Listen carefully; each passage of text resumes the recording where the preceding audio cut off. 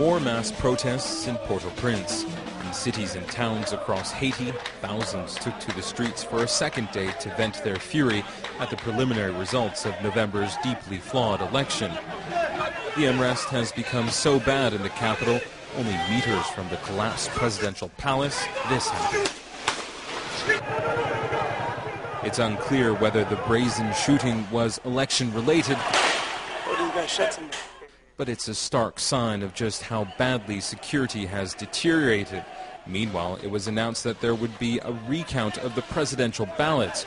Protesters, many still unaware of the news, tried again to attack the headquarters of the Provisional Electoral Commission, the government body responsible for monitoring polls, throwing stones at police and UN peacekeepers guarding the site. We spoke to a UN commander who told us that until the protests stop, they would use whatever force was required to disperse the crowds.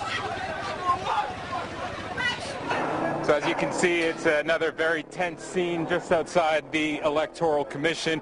Tear gas canisters being fired at people who are taking coverage in these camps, which are literally just feet away from the Electoral Commission. Yet another tear gas canister.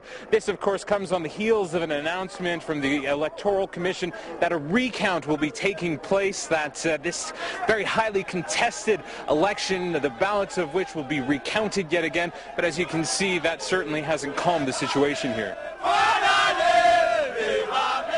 Anger which turned into a tense standoff. If they don't give us Martelly, we will burn this country to the ground. But not everyone wants the third-place candidate, Michel Martelly, in power.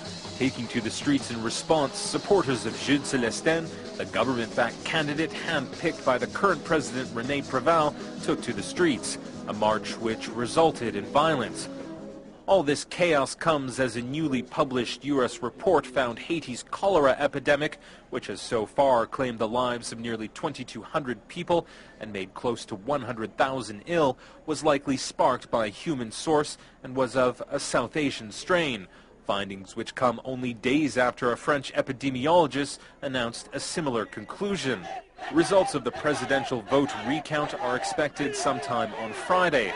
Whether that will be enough to quell the anger on the streets is far less certain.